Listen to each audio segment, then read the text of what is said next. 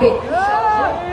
আমাদের আজকে এখানে এসে যখন আমরা কথা বলছি, আপনাদের কাছে আমি একটা প্রশ্ন রেখে যেতে চাই, উসমান ভাইয়ের ঘটনা কি কোনো বিচ্ছিন্ন ঘটনা?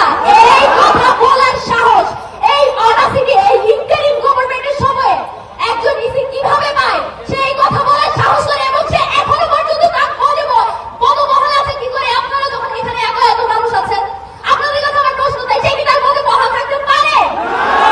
এখনো সে কিভাবে থাকে ইন্টারিম গভর্নমেন্ট? আপনাদের সাথে আমরা দেখা করতে গিয়েছি, হাসি মুখে কথা বলেছি, প্রধান উপদেষ্টা মহোদয় আপনার সম্মানার্থে। তার মানে এই নয় যে আপনাদের সকল সিদ্ধান্ত, সকল কথা আমরা মেনে নিব, এবং আপনারা ভারতীয় আধিপত্যবাদ এবং বাংলাদেশের স্বাধীনতা সার্বভৌমত্ব নিয়ে কথা বলার কারণে একটা মানুষ আজকে মৃত্যুর সাথে পাঞ্জা লড়ছে, এবং তার ঘটনাকে আপনারা বিচ্ছিন্ন ঘটনা বলে উল্লেখ করতে পারবেন। সেকেন্ডলি, এই ইন্টারিম গভর্নমেন্ট কিছুদিন পরে আমাদের ইলেকশন, সেই ইলেকশন যে তারা করবে ঠিকঠাক মতো, যেখানে তারা বলছে উসমান হাদির ঘটনা একটা বিচ্ছিন্ন ঘটনা, এখানে প্রত্যেকটা রাজনৈতিক দল বসে আছে, এখানে কার জীবনের নিরাপত্তা আছে, কতটুকু তারা নিরাপত্তা নিশ্চিত করেছে, তারা সেই প্রশ্নের জবাব দিক।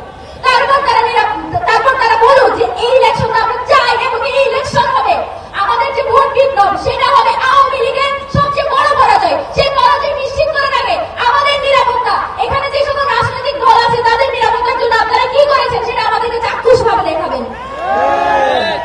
এবং আরো একটা যেটা কথা, আজকে আমার ভাই আহত হয়েছে প্রায় 3 দিন, 72 ঘন্টার বেশি সময় আমার ভাইকে বিদেশে যেতে হয়েছে। আমরা কোনোদিন আসলে চিন্তা করি নাই যে ভাই এরকম নিস্তেজ অবস্থায় বিদেশে যাবে এবং আমাদেরকে চোখের পানি সহ তাকে বিদায় দিতে হবে।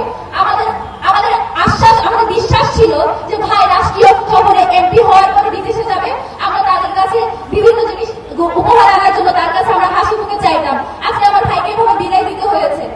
এখনো পর্যন্ত যে সকল অপরাধী অপরাধ সংঘটিত করেছে, এবং খুব স্পষ্টভাবে একটা কথা আমরা ইনকিলাব মঞ্চ থেকে জানাই, এখানে কিন্তু কোনো একক বা 2 জন শুটার এখানে কিন্তু ইনভলভ নাই।